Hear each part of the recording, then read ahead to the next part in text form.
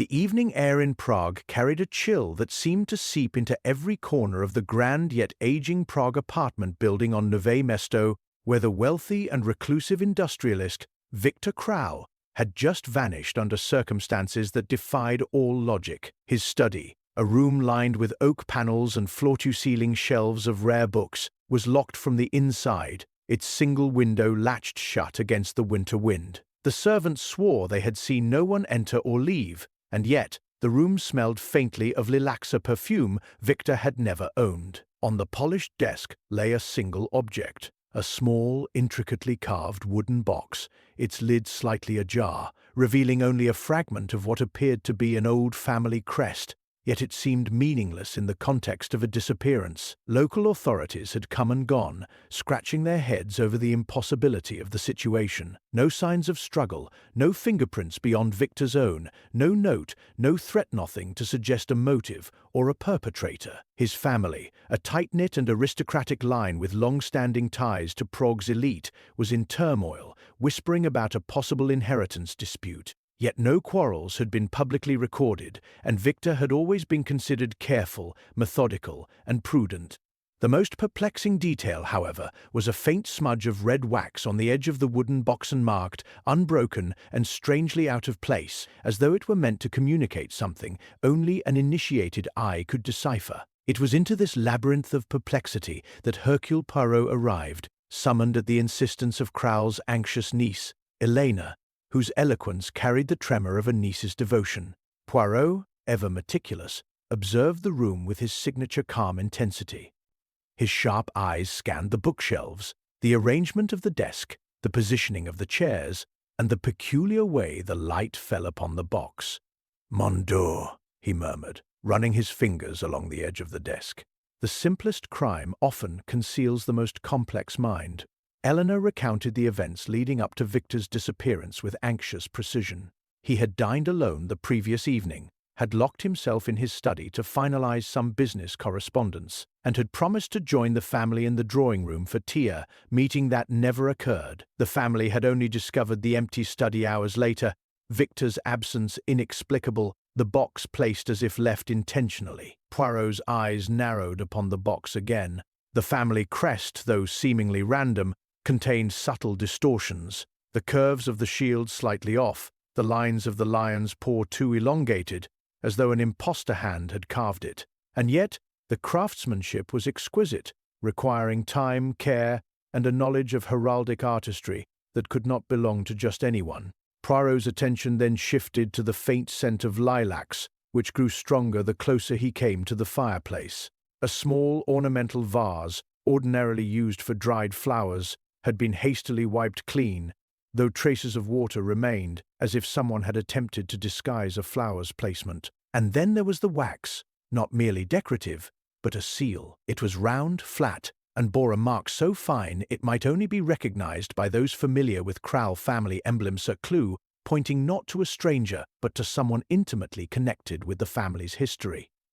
Hours passed as Poirot meticulously reconstructed the timeline, moving slowly, deliberately, his mind weaving invisible threads between each anomaly. The wooden box, the red wax, the lilacs, and the imperceptible shift in the dust on the carpet that suggested a body had been moved, yet by whom and to where remained maddeningly unclear. Each element, minor in isolation, became a crucial note in a symphony of the mysterious, a puzzle seemingly unsolvable. And as the night deepened over Prague, the city's labyrinthine streets echoing with silence and the distant toll of a cathedral bell, Poirot's little grey cells began to stir with a quiet certainty. The solution lay not in the visible, but in the subtle, in the overlooked minutiae that only a trained eye could discern. Outside, the city slept, oblivious to the tension contained within that locked room. And within, Poirot studied, plotting the invisible pathways of human motive, the hidden patterns of family secrets, knowing that by dawn the unsolvable crime would reveal its first whisper of truth, and that the inheritance seemed the legacy of Victor Král would soon no longer remain a mystery. Poirot rose from his careful examination of the desk and walked slowly toward the window, his small, precise steps barely audible on the polished floorboards. The night outside was deepening, the muted glow of gas lamps spilling through frost-streaked glass, painting the room in a ghostly light. Where the local authorities had seen only a locked study and a missing man, Poirot saw patterns, subtle inconsistencies that whispered secrets to those who knew how to listen.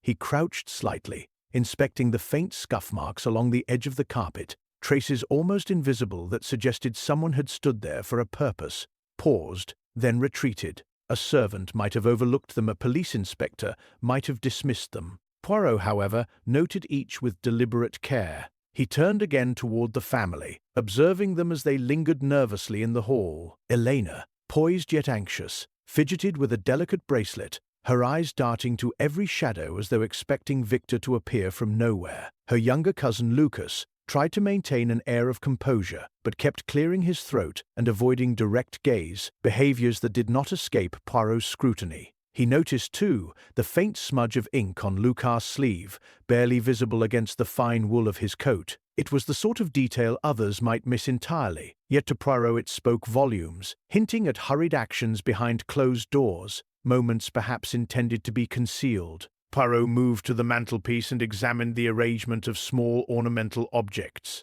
A crystal paperweight, ordinarily centered, was slightly askew. A volume of rare poetry, resting atop the shelf, had been subtly repositioned, leaving an indentation in the dust that suggested recent handling. His little grey cells began to hum as he noted these deviations. Each was insignificant in isolation, yet collectively they formed the faint outline of a narrative the authorities had yet to perceive. Poirot's eyes then settled on a small photograph, half hidden behind the Perpersa portrait of Victor as a young man, standing beside a stranger whose presence seemed almost deliberately obscured by shadows in the frame. Something about it felt purposeful, as though a story had been intentionally left untold, a hint of complicity or warning. At that moment, a sudden movement caught his attention. One of the servants, a tall, stoic man named Pavel, hastily moved to adjust the curtains, his hands trembling slightly, despite the pretense of composure. The gesture was small, almost imperceptible, yet Poirot's keen eye detected it immediately. "Pardonnez-moi," he murmured softly to himself, noting the tension radiating from the man. Subtle signs of anxiety were far more revealing than any loud declarations, for they often betrayed the presence of secrets, half-truths, or deliberate misdirection. Poirot's mind worked quickly, connecting the scuff marks, the misaligned objects, the ink stain, and the photograph to a single underlying thread. Someone within this household was orchestrating events with careful intent, creating the illusion of impossibility around Victor's disappearance. As he continued his inspection, Poirot returned to the wooden box. He lifted the lid fully this time, exposing the crest and the faint trace of red wax. The wax bore a design that seemed familiar but deliberately altered a symbol only fully recognizable to those acquainted with the Crowell family's long, complicated history. The box, once a mere curiosity, now appeared to be a calculated signal, a message intended to mislead the casual observer while communicating with the initiated. Poirot's mind raced with possibilities, each more intricate than the last, as he began to envision the subtle deceptions at play. False trails, deliberate distractions, and hidden knowledge only available to the most careful of eyes. He stepped back, straightened his posture, and regarded the room as a whole. To the untrained observer, it remained a locked-room mystery, baffling and impenetrable. To Poirot, every small discrepancy formed part of a larger, intricate web. The pieces were present, but their significance would not reveal itself all at once. Patience, observation, and methodical reasoning were required. Already, Poirot sensed that the first hints of deception had emerged, like ripples on the surface of a still pond. The full picture, obscured by deliberate misdirection, was not yet clear, but he knew, with the certainty of one who had long mastered the art of human observation, that the truth would soon surface, hidden in plain sight, awaiting only the unraveling touch of his discerning eye. The following morning, Poirot gathered the household in the drawing-room, a space of faded grandeur where heavy curtains muted the light and the polished parquet floor reflected the nervous shuffle of feet. He began his questioning with deliberate calm, his presence commanding attention without the slightest show of force. Elena spoke first, her voice carefully measured, recounting the events of the previous evening with the precision of someone eager to appear helpful. "I waited for my uncle in the drawing room," she explained, "but he never came. When I checked the study, the door was locked. I called Pavel immediately." She paused, glancing at the servant, whose expression remained unreadable, though Poirot noticed a barely perceptible twitch at the corner of his mouth. Next, Poirot turned to Lucas, who adjusted his coat and cleared his throat nervously. I went to bed early," he said, almost too quickly. "I had little to do with my uncle's affairs. I didn't notice anything unusual." Poirot's eyes lingered on the ink smudge at Lucas' sleeve, connecting the unseen dots from the previous night. The boy's eagerness to dismiss any involvement suggested concealment, not innocence. Poirot did not accuse but observed, as the subtleties in his behavior revealed more than any confession might. The servants, summoned one by one, offered fragments of information, often contradictory. Pavel, the tall stoic man, insisted he had been polishing silverware until late, while another maid, Anna, claimed she had seen him lingering near the study door long after he was supposed to be occupied. Poirot listened quietly, noting the discrepancies in timing, the careful phrasing of statements, the slight hesitations before words were spoken. A falsehood, he knew, is often betrayed by overcompensation, a detail volunteered too readily, a hesitation too deliberate. The discussion turned back to the wooden box. Elena insisted she had never touched it, yet Poirot's attention was drawn to a faint trace of lilac pollen on her sleeve, matching the scent from the study. He asked quietly, "Madam, when last did you handle these flowers?" She faltered, the careful composure slipping for a moment, though she recovered swiftly. Each minor contradiction, however fleeting, was a thread Poirot could follow. He probed further into the family's interactions. "And your uncle, Monsieur Lucas? Had he spoken of anyone visiting him? Anyone in whom he confided recent concerns?"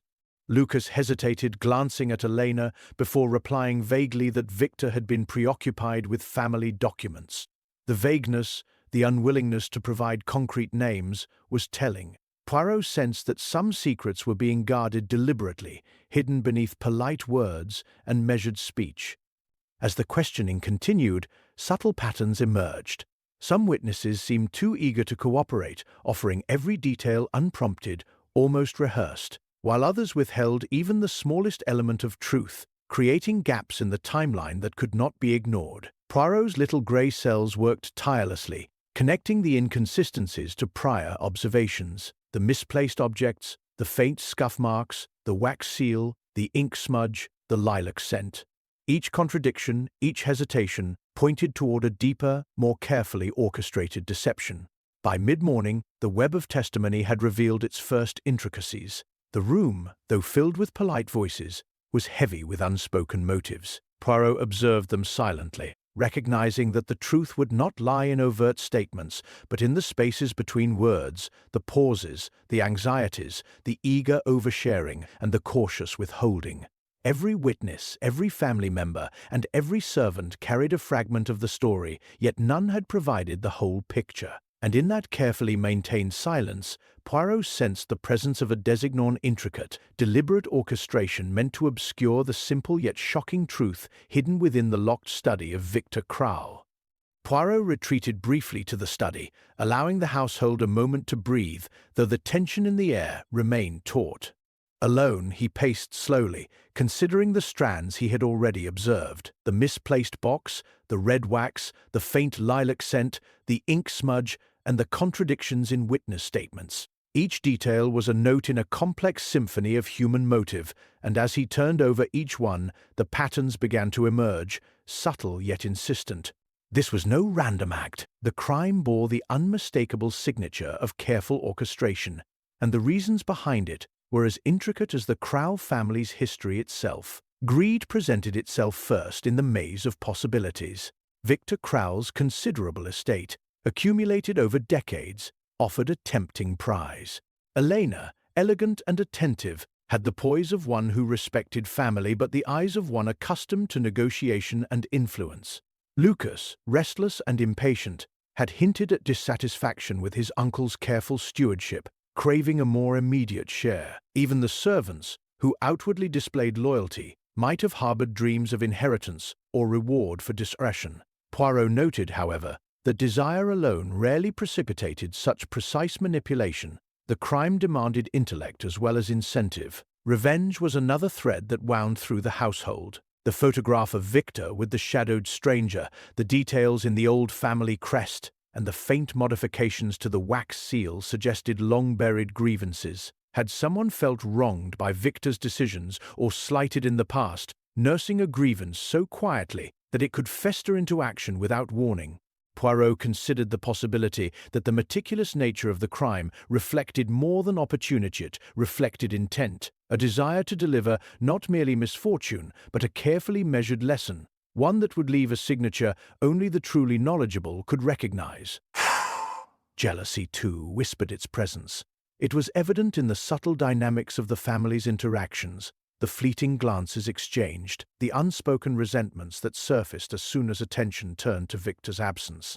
Lucas' restlessness, Elena's carefully controlled composure, and even Pavel's small tremors betrayed a sensitivity to hierarchy, to recognition, to the delicate scales of attention and favor. The crime, in its careful design, could serve as a means of shifting those scales, upending positions, and asserting dominance in a silent, insidious way. Poirot began sorting through alibis methodically, scrutinizing timing and actions against the evidence he had already observed. Every statement was measured against the physical clues: the dust disturbed on the floor, the alignment of objects on the shelves, the placement of the lilac-scented vase, the wax seal, the ink smudge. Slowly, a web of connections began to reveal itself, linking family members to objects, objects to secrets, and secrets to motives. Each thread led to another, and yet no single path offered a complete explanation. The crime was a maze of intentions, each overlapping, intersecting, and occasionally contradicting the others. Fear added its subtle yet compelling layer. The careful concealment of Victor's disappearance suggested someone wished to instill uncertainty, to manipulate emotions, to keep the household poised between anxiety and false security. Even the smallest witness reactions, the slight tremor of Anna's hand, Pavel's hesitance, Lucas' quickened speech hinted at a fear that went beyond mere consequence. Someone knew that discovery could unravel plans, and this awareness dictated their measured movements, their artful half-truths, their orchestrated silences. By late afternoon, Poirot had mapped much of the maze in his mind. Every suspect, every household member presented a mixture of opportunity, desire, resentment, and caution. The connections were intricate, like a lattice hidden behind the apparent simplicity of a locked study and a missing man. Yet Poirot's genius lay not in seeing what was obvious, but in discerning the hidden structure beneath its precise ways in which motive, timing, and deception intertwined. The solution was not yet complete, but he could sense the turning point approaching. A single overlooked clue, a minor slip, or a carefully placed object would begin to unravel the tangle, and when it did, the truth behind Victor Crowell's disappearance scene, the true motives of those closest to him would finally emerge. Late that afternoon, a commotion broke the tense stillness of the Crowell household. The police had discovered what they believed to be a decisive clue. A hastily discarded letter found in the courtyard, stained with smudged ink and signed with an unfamiliar flourish. The authorities, eager to declare progress, hailed it as the key to unraveling Victor's disappearance. "See, it is all clear now," Inspector Novak announced with uncharacteristic confidence, waving the letter for all to see. "The suspect's hand is revealed. This resolves the matter." He read aloud passages that implied a quarrel over inheritance, as if the dispute alone explained the vanishing of the wealthy industrialist. The household murmured, relief mingling with lingering unease. Lucas' shoulders straightened, Elena's composed mask faltered for a brief moment of hope. Poirot, however, regarded the letter with quiet scrutiny, his sharp eyes tracing the flow of ink, the pressure of the pen, the subtle inconsistencies in handwriting. Something was amiss. The letter seemed deliberately constructed, almost theatrical, a piece designed to satisfy the authorities rather than reveal the truth. It aligned too neatly with assumptions, too tidily with the motives the police were eager to highlight. "Ah, mon Dieu," Poirot murmured to himself, fingers steepled beneath his chin. "This is the triumph of appearances over reality. Too convenient, too neat. A letter is only as truthful as the mind behind it, and I sense misdirection." He questioned the family and staff further about the circumstances surrounding the letter's discovery. Eleanor recalled seeing a page flutter near the garden steps the night prior, though she had not touched it. Pavel, asked directly about handling papers outdoors, hesitated, casting a subtle glance toward Lucas, who shifted uncomfortably in his chair. Poirot noted the almost imperceptible exchanges, the brief flickers of unease in eyes and hands. Each motion, each micro-expression, told him more than the letter itself could convey. Despite the authorities' excitement, Poirot could not ignore the inconsistencies: the wax seal on the wooden box, the faint scent of lilacs, the ink smudge on Lucas' sleeve, and the subtle disarray of objects in the studio. These observations painted a picture that contradicted the story the letter seemed to tell. It was a false narrative, designed to suggest closure where none existed. Poirot considered the timing, the placement of the letter, the very way it had been discovered. Orchestrated, deliberate, meant to lure the police into satisfaction while the real culprit remained undetected. He retreated again to the study, pacing among the subtle irregularities he had catalogued over the past days. The misaligned paperweight, the indentation in the dust from the moved book, the lilac pollinol spoke of careful manipulation. Someone was controlling the narrative, nudging the investigation toward an early, comforting conclusion, hoping that the satisfaction of a false victory would quell further scrutiny. Poirot's intuition, honed through decades of observing human behavior, whispered that the criminal was not desperate but confident, comfortable in the knowledge that the authorities had been misled. As dusk fell over Prague, casting long shadows across the city streets, Poirot remained silent, observing, calculating. The household may have celebrated the supposed breakthrough, but he knew better. The true architect of the crime lingered in the shadows, watching the misdirection unfold, waiting patiently for the moment when panic or arrogance might reveal them. And Poirot, ever vigilant, understood that the first illusion of resolution often concealed the most dangerous part of a case: the criminal's next move. The letter was not the end, it was merely the opening act in a drama of deception. And the real mystery, with all its hidden motives and carefully guarded secrets, was only beginning to unravel beneath his watchful eye. Poirot sat quietly in the study as the fading light of evening filtered through the frost-lined windows, his mind turning over every detail of the investigation like pieces of a puzzle yet to reveal their final form. He reached for one of the old volumes lining the shelves, books of Prague history and family records that Victor had kept with obsessive care, and began leafing through them, noting dates, names, and transactions that seemed insignificant at first glance. Then, among the musty pages, his eyes caught a reference to an incident decades ago. A scandal involving a distant relative, a forged will, and a bitter feud over inheritance that had never been fully resolved. The names were familiar, yet they had been buried in the footnotes of family history, forgotten by most but preserved in careful records. Poirot's little grey cells immediately recognized the significance. The scandal connected directly to the Crowell family's intricate web. The distant relative in question had been quietly involved in business ventures with Victor's father, and though officially reconciled, old resentments had lingered beneath the surface. The implication was subtle but profound. The present mystery was not merely about Victor's disappearance or the inheritance at hand, it was layered atop old grievances and long-forgotten rivalries, creating fertile ground for careful deception. Poirot considered the family members again, recalling their subtle gestures, their half-truths, and the contradictions that had emerged during questioning. Could someone have exploited the echoes of past disputes to orchestrate the perfect misdirection?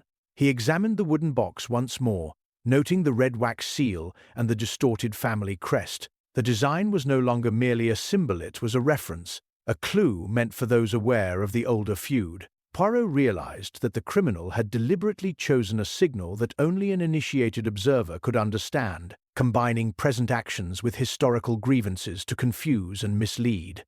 The lilac scent, the misplaced objects, the scuff marks were all carefully staged, but now their context became clearer. Every detail was a nod to the past, a subtle acknowledgement of grievances and rivalries long thought dormant.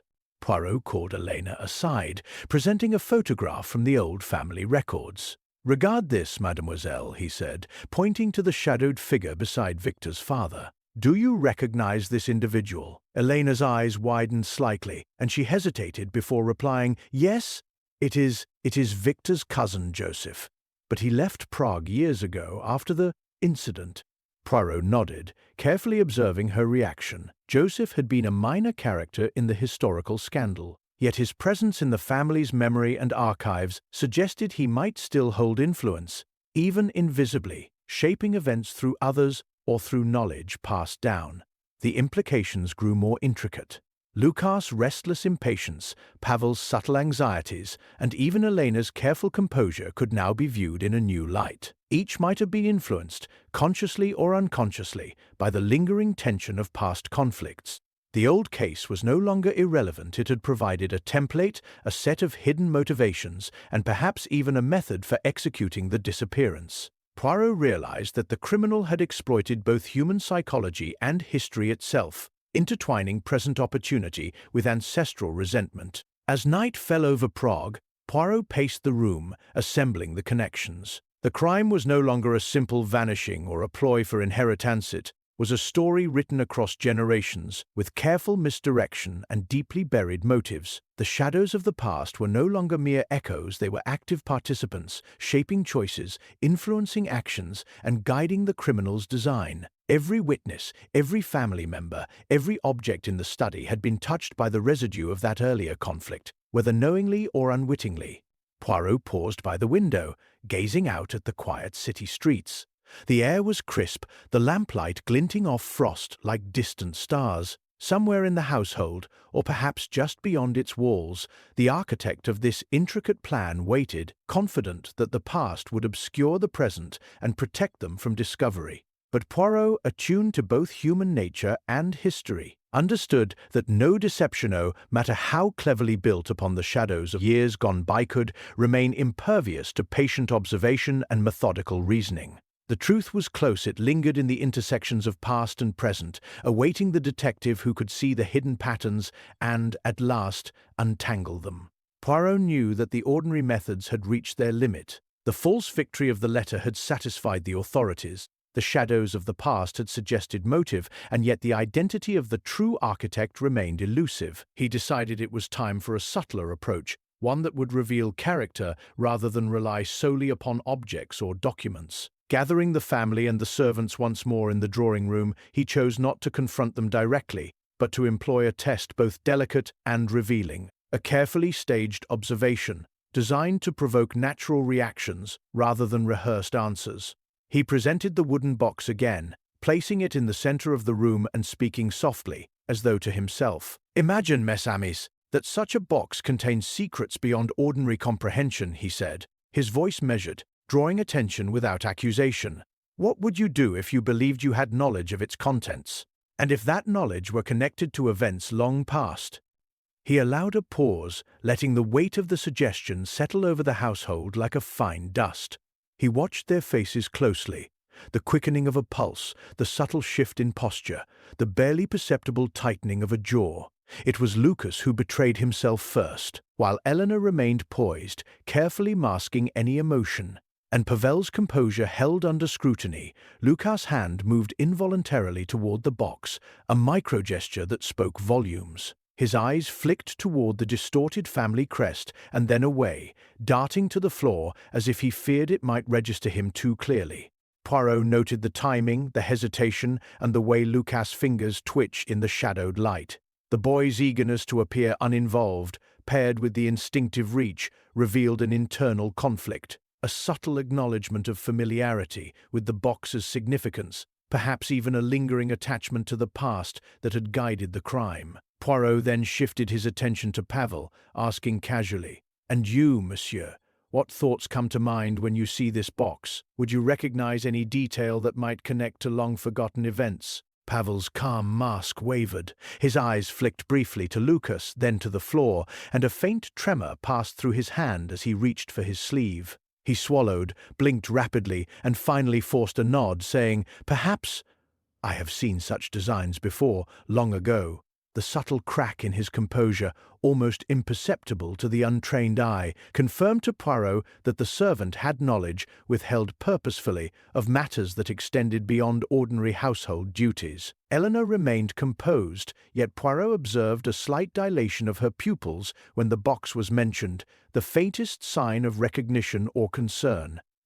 While she said nothing overt, her attention lingered on the wax seal on the crest, and then on Lucas and Pavel, connecting in her mind threads that she did not voice aloud. Poirot understood that her restraint was deliberate, a calculated decision to observe others rather than expose herself. By the end of the evening, Poirot had confirmed what he had long suspected. The criminals had left traces not in their words, but in their instinctive reactions. The deliberate misdirection of the letter, the echoes of historical grievances, the careful staging of the studial of it had been orchestrated by individuals intimately familiar with family history and human psychology. The unusual tactic of presenting the box, allowing natural responses to emerge, had revealed these cracks in deception, offering a clearer view of the hidden dynamics.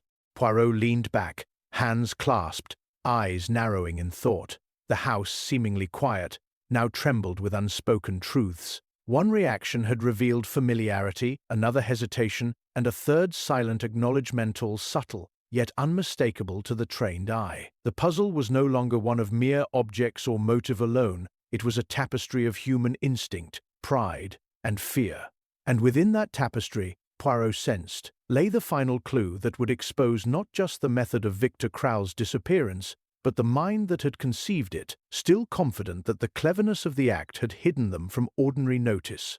The following morning, Poirot returned to the study with a sense of cautious optimism. The reactions from the previous evening had offered him subtle yet telling data, and he was eager to follow these threads before they faded into uncertainty. Yet as he entered, a sharp sense of unease prickled at his consciousness. The wooden box, once carefully positioned on the desk, was now gone. Its absence was immediate and unmistakable. No one had reported moving it. No trace of it remained. The faint lilac scent, so distinct the night before, had dissipated entirely. Even the subtle smudge of ink on Lucas' sleeve seemed less telling without the context the box had provided. Poirot's eyes narrowed. The evidence, painstakingly gathered, had vanished. He turned to the household. "Mes amis," he said carefully, his voice calm yet edged with authority. "The box has been removed. Does anyone know its whereabouts?" Elena's eyes widened slightly, a flicker of genuine surprise crossing her otherwise composed face. Lucas shifted uncomfortably, and Pavel's jaw tightened almost imperceptibly. Poirot observed these micro-expressions with the precision of a surgeon. The disappearance was deliberate. Simeon had acted swiftly, perhaps overnight, to remove the most incriminating and revealing object from the investigation. A rapid search ensued. Drawers were opened, closets examined, and the servants questioned again. No trace of the box emerged. Poirot noted the careful absence of disturbance. Whoever had taken it had been meticulous, leaving no scuff marks, no displaced objects, no evidence of hasty retreat. This was not the act of a panicked individual. It was the move of someone intelligent, patient, and fully aware of the stakes involved. The criminal understood that the box's disappearance would hinder the detective more than any direct interference with the police. Poirot returned to the scene of the study, examining every detail with renewed intensity. The indentation left by the displaced book on the shelf, the alignment of objects that remained, the subtle scuff marks on the carpet, all suggested a pattern. The removal of the box had been calculated, precise, and purposeful. Whoever had done this sought to control the narrative, to bury the truth before it could fully emerge. Yet Poirot, far from disheartened, treated this not as a setback but as a confirmation. The criminal was close, watching, and reactive. Every clever maneuver betrayed knowledge of the investigation and, indirectly, fear of its inevitable outcome. He then turned his attention to the family.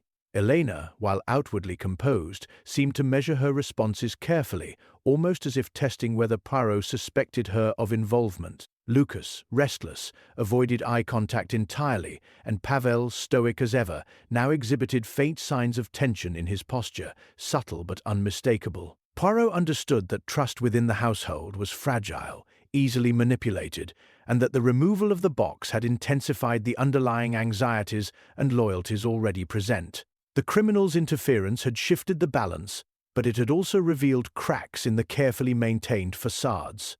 By late afternoon, Poirot's mind had adjusted to the new reality.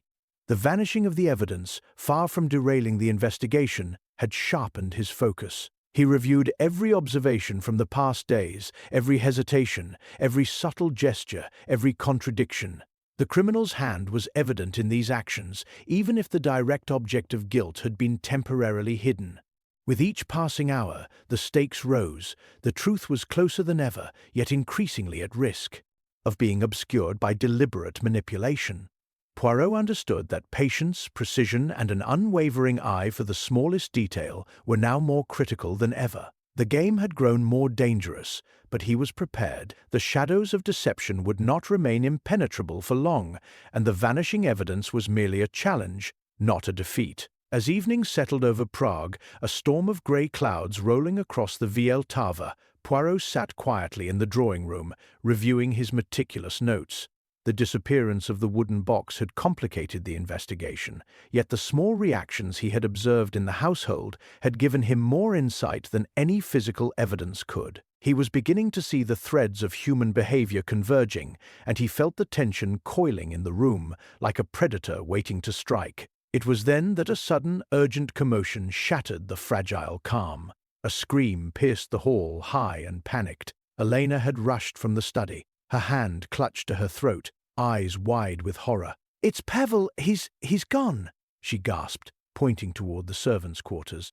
Poirot moved with uncharacteristic speed, following her down the narrow corridors, his mind already racing. When they arrived, the room was in disarray. Pavel's bed had been disturbed, drawers left open, and a faint smear of what appeared to be blood marked the floor near the doorway. Yet there was no body, no sign of a struggle beyond the minimal evidence, and no footprints leading outside. Poirot's small, precise eyes scanned the scene, noting immediately what others overlooked.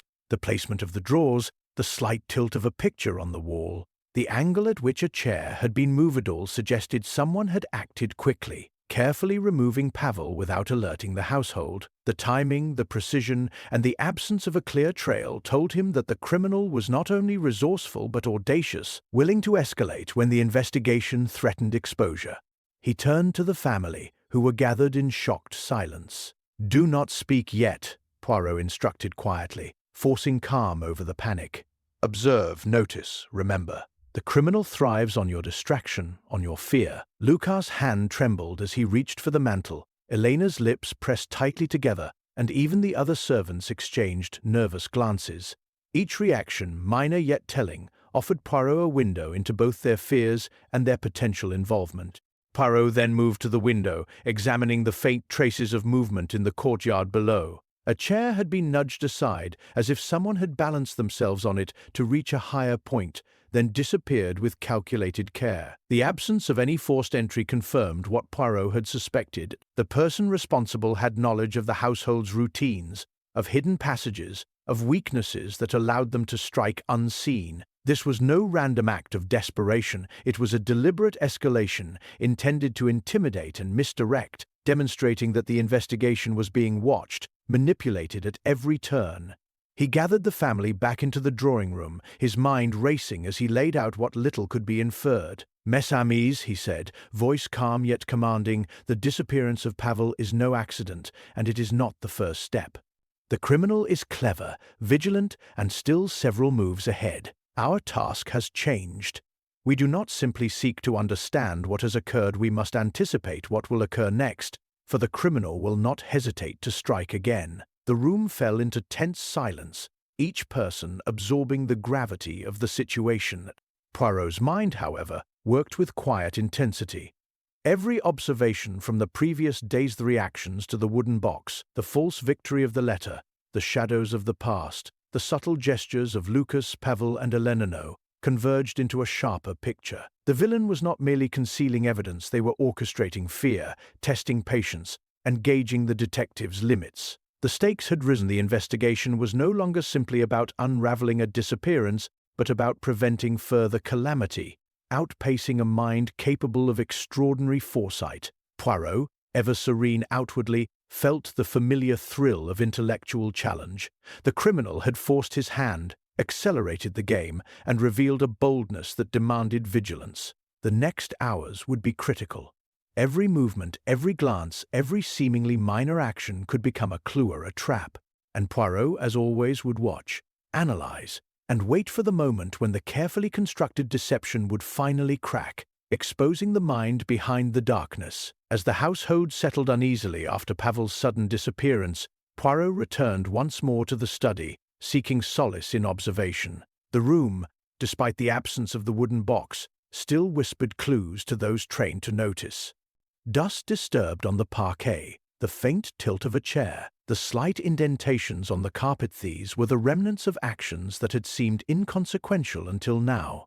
Poirot's mind, always attuned to the subtle rhythm of human behavior, began to see a cadence in the chaos, a pattern that had eluded the authorities but revealed itself to him in fragments of intuition and logic. He recalled an offhand comment from Elena the previous evening, a casual mention of her uncle's penchant for leaving small notes tucked in unusual places. At the time, it had seemed like a minor anecdote, a quirky family habit. Now, in the context of the recent events, the red wax seal, the false letter, the vanishing box, and Pavel's disappearance, it struck Poirot as a potential key. Perhaps Victor had anticipated the subtle machinations of those around him, leaving behind signals meant to guide the careful observer toward the truth. The pieces began to align, and the seemingly random details, the faint lilac scent, the misaligned paperweight, the ink smudge on Lucas's sleeve were no longer isolated anomalies, but elements of a carefully constructed sequence. Poirot's attention returned to the family, who were still gathered tensely in the drawing room, their anxiety palpable. He observed them quietly, noting Lucas's restless shifting, Elena's careful restraint, and even Pavel's absence as a shadow that colored every reaction. Each movement, each hesitation, now seemed part of a broader rhythm, a pattern dictated by fear, secrecy, and the anticipation of discovery. He realized that the criminal had not acted impulsively. They had followed a sequence, leaving subtle signals while manipulating events to provoke reaction, misdirection, and confusion. A small, almost imperceptible detail caught his eye. A faint smudge on the edge of the fireplace, precisely where the box had rested before its disappearance. It matched exactly the curve of the lid that had been carved with the distorted family crest. At first glance, it seemed insignificant, a mere remnant of handling. Yet Poirot now recognized it as a deliberate marker, a silent clue left either by Victor himself or by someone who wished to communicate with a careful observer. The pattern was revealing itself. The criminal manipulated objects, scents, and documents to provoke instinctive responses, while the subtle misalignments and traces left behind served as a language for the discerning eye. Poirot also noted a consistency in timing. Each disruption, false letter, the disappearance of the box, Pavel's vanishing occurred when attention was focused elsewhere, suggesting that the criminal anticipated the household's reactions and used them to conceal the true movements. The earlier chaos had seemed unpredictable, but now it had rhythm, and that rhythm pointed inexorably to a methodical, calculating mind. By late evening, as the gas lamps cast a warm, flickering glow over the drawing room, Poirot felt the pattern crystallize. The seemingly inconsequential detail-sparse habits, subtle gestures, tiny smudges, and offhand remarks were the keys to unlocking the mystery. The criminal had relied upon the assumption that these minor elements would go unnoticed, yet they were precisely the points that revealed intent, identity, and opportunity. The case, which had seemed so chaotic, was now structured, almost elegantly, around these clues. Poirot leaned back, hands clasped, eyes narrowing in thought. The path to the truth had been hidden in plain sight all along, woven into the everyday movements, habits, and quirks of the household. Now, with the pattern emerging, he sensed that the next step, confrontation with the mind orchestrating the deception, was imminent. The criminal's confidence, their careful manipulation of objects and reactions, had provided him with a roadmap. The game was far from over, but for the first time, Poirot could see its contours clearly, and with clarity came the certainty that the end of the mystery was within reach. Poirot spent the next morning quietly observing the household, letting their reactions to Pavel's disappearance settle into patterns that might reveal hidden truths. Every glance, every pause, every carefully measured word was noted in his mind. He had already recognized the method behind the chaos's subtle cues, the deliberate misdirection, but the true motive, he suspected, remained concealed beneath layers of family history, fear, and misperception. It was a motive that could not be deduced from inheritance alone or even from past grievances. It required understanding the mind that had orchestrated the disappearance of both Victor and Pavel. His opportunity came when he asked Lucas to accompany him to the study under the pretext of examining the arrangement of objects once more. Lucas, still restless and avoiding direct eye contact, obeyed silently, clearly unaware that Poirot had already anticipated every hesitation he might display. Poirot's eyes lingered on the faint smudge where the box had rested. "Mon cher enfant," he began softly, "tell me honestly, what is your fear? Not of discovery, but of something deeper, something in your heart that moves your actions without you even realizing it." Lucas' body stiffened, and for the first time his composure faltered. His eyes darted to the floor, then to the faint traces left by the missing box, and a shiver passed through him. "I cannot," he stammered. "I never meant for anyone to." His voice broke, leaving a silence pregnant with confession. Poirot, with his usual patience, simply nodded, waiting as the truth forced its way into words. "I was not only angry at my uncle, I was afraid," Lucas admitted finally, his tone trembling.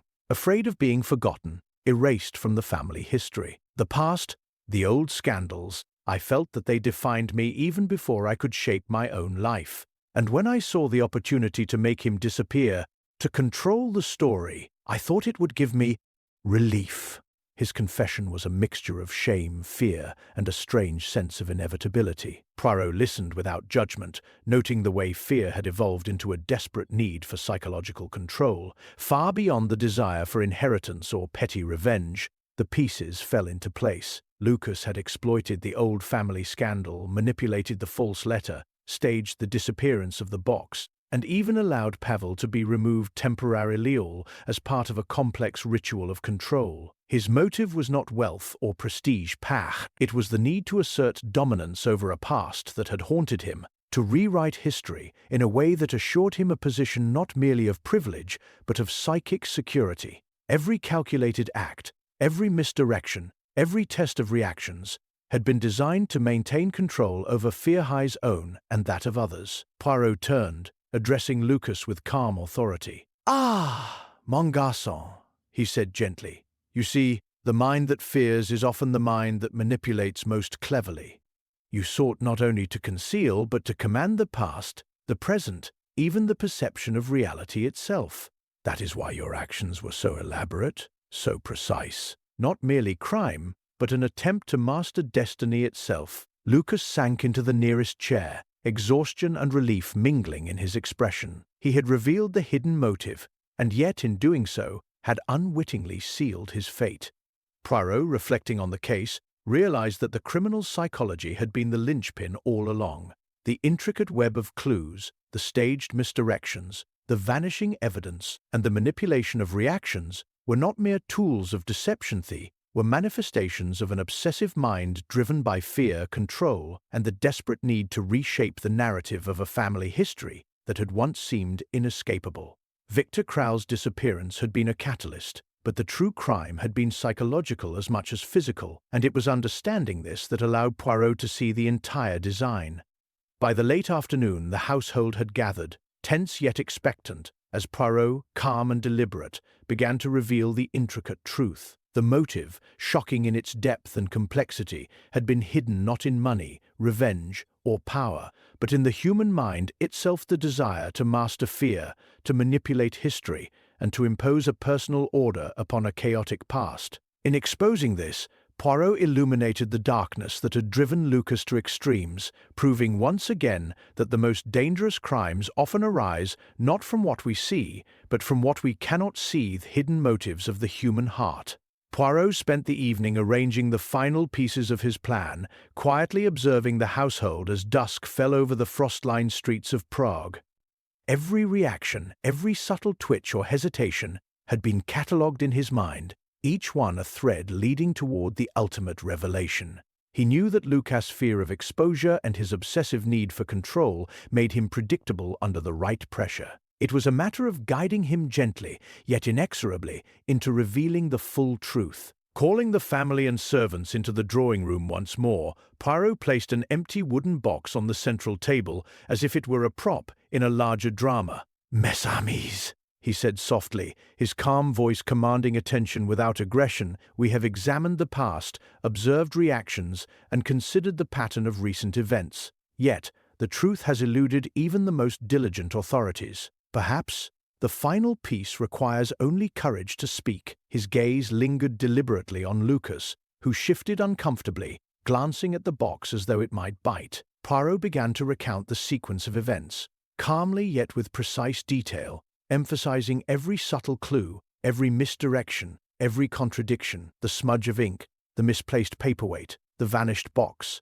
Each one points to intention, n'est-ce pas? And yet, what would a clever mind do, knowing the eyes of the world are upon him? Lucas' hands trembled slightly, and his breathing became shallow. Poirot's strategy was working. The boy's need for control made him vulnerable to a scenario in which the truth could be revealed, while he still felt some measure of dignity. As for the disappearance of Pavel, Poirot continued, his eyes meeting Lucas, we know that fear and precision guided the actions. The removal was not random, it was calculated, orchestrated by someone intimately familiar with the household, with its routines, and with the fragile tensions that run through every family. Lucas swallowed hard, his composure unraveling like fragile silk. Poirot paused, letting the weight of his observations settle over the room. Then, with deliberate calm, he pressed the final point. And yet, there is one thing a criminal cannot fully control: the instinctive responses of those around him. The small reactions, the twitches, the shifts in posturethie reveal what the conscious mind seeks to hide. Mon cher Lucas, these have spoken more clearly than words ever could. Do you understand that the game is now revealed? Lucas' eyes widened, his gaze darting toward the door, as if escape might yet be possible. The second did not mean, "I only wanted," his voice faltered, and a tension gripped the room as he realized that denial would no longer suffice. Poirot's steady, patient presence left no room for evasion. "You wish to master fear itself," Poirot said softly, "to control not only the household but the past that haunted you, shaping it into a narrative of your own making. And in doing so, you allowed that fear to dictate acts that endangered others. Yes?" For a long moment, Lucas said nothing, his hands clenching the edges of a chair. Then, finally, with a trembling exhale, he sank into a chair and confessed, his words tumbling out in a mixture of fear and relief. He admitted the disappearance of Victor, the orchestration of Pavel's temporary removal, and the staged letter, acknowledging the depth of his psychological motives. The room was silent, save for his halting breaths, as the truth settled in, clear and undeniable. Poirot, serene and composed, allowed the confession to unfold fully, observing the precise interplay of fear, guilt, and relief that marked Lucas' revelations.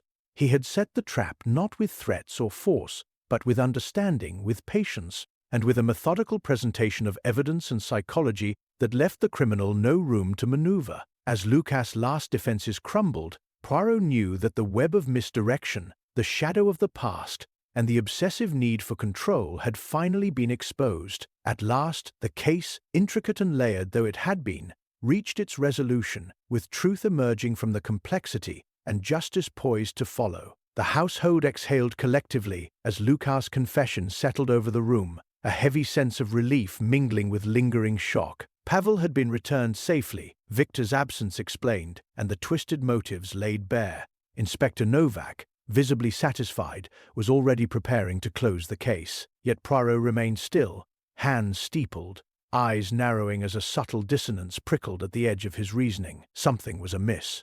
The confession, thorough as it seemed, did not account for all the peculiarities, the perfectly staged misdirections, or the seemingly impossible timing of events. The mind behind this crime was clever, perhaps even more so than Lucas, and clever criminals often left pieces in place to mislead.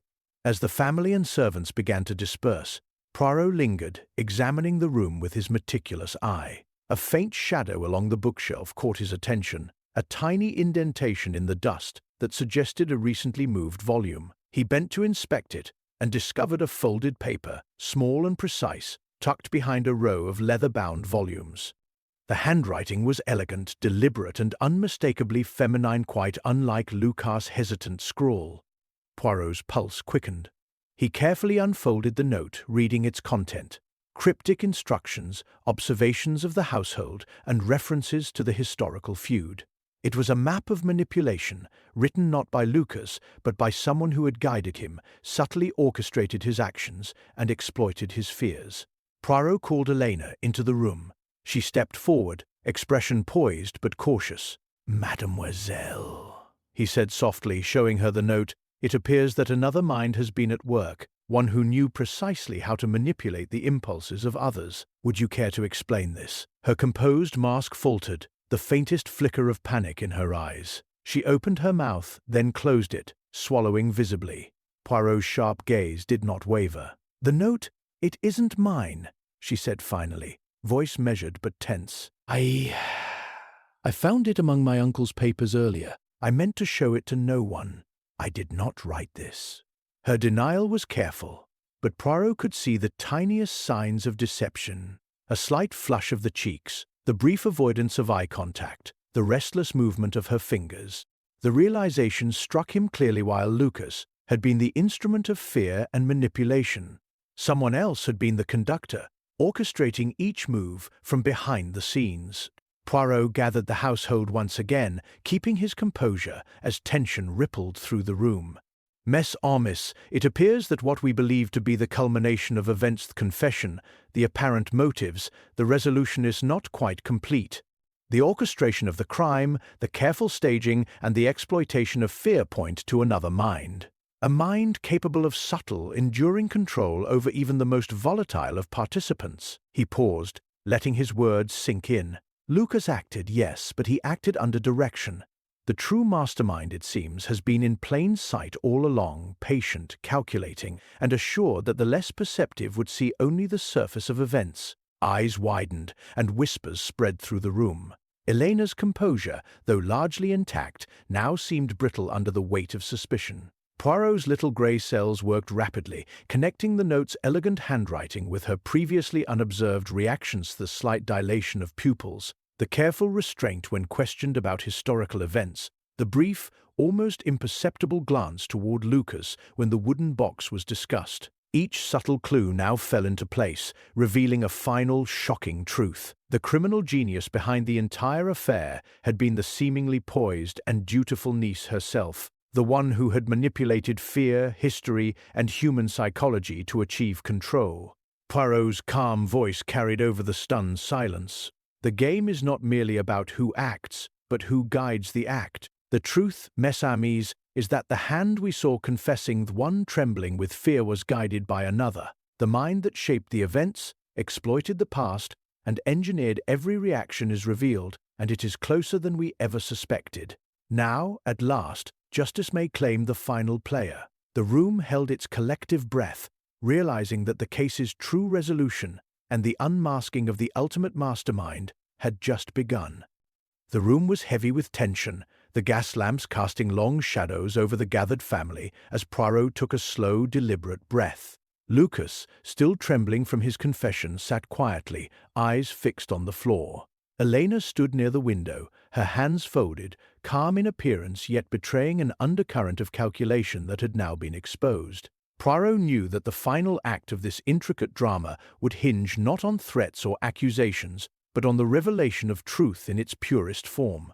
He began, his voice calm, precise, every word measured to illuminate without intimidation. "Mes amis," he said, "we have seen the actions of Lucas, driven by fear and the need for control. But fear alone does not craft such elaborate misdirection. The orchestration required foresight, knowledge of the household, and an understanding of human nature that surpasses the ordinary. That orchestration, I now reveal, belongs to one mind, that of Mademoiselle Elena." The gasp that escaped her lips was subtle, controlled, yet undeniable. Poirot continued, methodically recounting the sequence of events: the false letter, the vanishing box, Pavel's temporary disappearance, and the calculated reactions each element provoked.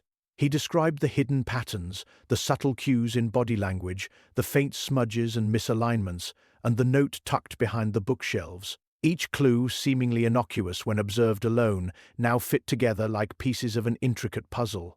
The genius of this plan, Poirot said, was in its invisibility. One could look upon the household for weeks and see only ordinary events. But the careful positioning of objects, the timing of disturbances, the manipulation of Lucas Fearsall, these pointed to a guiding hand.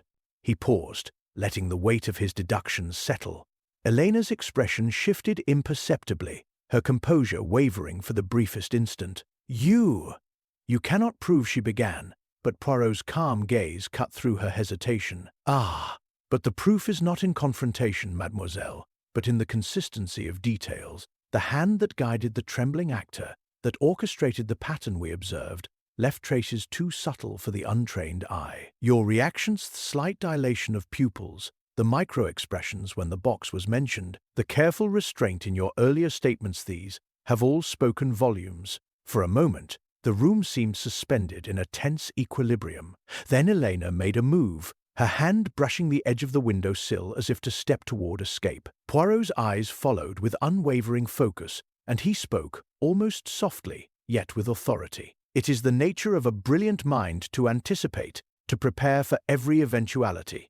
Yet even the cleverest cannot fully account for observation attuned to truth. There is no door, mademoiselle, no misdirection, no concealment that will obscure the facts revealed by careful attention. Elena paused, her escape halted not by force but by the certainty in Poirot's understanding. Slowly, deliberately, she sank to the floor, her will bending under the weight of observation, reasoning, and the undeniable power of logic applied to human behavior. Lucas looked up at her, relief and confusion mingling in his eyes. Pavel, now safely returned to the room, watched silently, sensing the final resolution approaching. Poirot addressed the assembled household, hands clasped, voice calm but resonant. The criminal mind we confronted was not merely motivated by greed or revenge, but by controlled desire to shape reality itself to personal design. And yet, as we see, even the most carefully laid plans cannot withstand patient observation, the subtle decoding of actions and reactions, and the meticulous understanding of human psychology. The truth emerges, as it must, through evidence both visible and hidden. Justice had been delivered, yet the resolution left an echo of uneased meticulous orchestration, and the depth of psychological manipulation had shaken the household beyond simple relief. Poirot's final glance swept across the room, noting the lingering fear, the fragile trust, and the subtle lessons of human nature revealed. The case was closed, yet the shadows of cunning, the fragility of control, and the complexity of human desire remained vivid, a reminder that even when justice is served, the mind capable of such calculation leaves an indelible impression. And Poirot, ever serene, knew that once again his little grey cells had discerned what others could not, standing one step ahead of the intricacies of human deceit. The household had begun to settle, the tension slowly ebbing as the authorities took custody of Lucas and Elena, and the family attempted to reconcile the strange and harrowing events of the past days. Pavel returned to his usual cheerful, if slightly subdued, demeanor, while Victor, once located, seemed quietly shaken but unharmed. Poirot, however, lingered in the drawing-room, his sharp eyes scanning the walls, the furniture, the faint indentations and dust marks that still whispered of actions past. Though the immediate threat had been neutralized and the mastermind revealed, a sense of unease threaded through his thoughts. A case as intricate as this rarely resolves perfectly. Something, however small, always remained hidden. As he approached the bookshelf, his gaze fell upon a single volume that had previously seemed unremarkable. A leather-bound journal, its edges worn, caught his attention because of a subtle, unusual mark. A faint symbol embossed in the corner, barely visible under the dim light. Poirot bent to inspect it, noting that it was not a part of the standard family collection. Opening the journal, he discovered not entries about family history, but carefully encoded note-states, names, and cryptic references that hinted at connections beyond what had been uncovered. He frowned slightly. This was not part of Elena's orchestration, nor Lucas' confusion. Someone else, long unnoticed, had been observing, cataloguing, and perhaps preparing for events yet to unfold. A flicker of wind from the half-open window stirred the papers on the desk, and Poirot's eyes caught the faintest trace of lilac, same scent that had marked the wooden box. But the origin now seemed separate, unlinked to any of the household's immediate occupants. His little grey cells worked quickly, recognizing a pattern familiar from countless investigations. The final clue, often overlooked, sometimes belonged not to the obvious players, but to a silent observer who remained hidden until the moment of revelation. The complexity of the case, the weaving of past and present, human frailty, and manipulation of fear had left a lingering shadow. Stepping back, Poirot addressed the room softly, though he knew no one was listening. The human mind, he murmured to himself, is capable of both extraordinary cunning and astonishing oversight. We have unraveled one layer, and yet there are always threads that remain, waiting to be drawn into the light. His gaze swept across the room, noting the subtle disarray of papers, the faint smudge on the floor, the still-tilted picture frame. Each detail was a whisper of a story still partially untold, a question that had not yet been fully answered. He left the house slowly, the crisp Prague air biting at his cheeks as he walked along the silent streets. The lamps cast pools of golden light upon the cobblestones, and the city itself seemed to hold its breath. Poirot's mind traced back through the days of observation, reflection, and deduction, replaying the subtle interactions and hidden motives. Though the visible threads of the mystery had been resolved, the encoded journal, the lingering scent, the faint hints of unseen present seal suggested that this case, intricate and absorbing as it had been, was not entirely concluded. There remained questions yet to be answered, and a shadow of another enigma looming just beyond perception. As he reached the bridge overlooking the Viel Tava, Poirot paused, gazing down at the dark water reflecting the city lights. He allowed himself a quiet smile, one of satisfaction tempered by curiosity. "Ha ha, oui," he murmured, "justice has been served. Yet the mind capable of such clever design rarely rests, and neither, it seems, will the mysteries of Prague."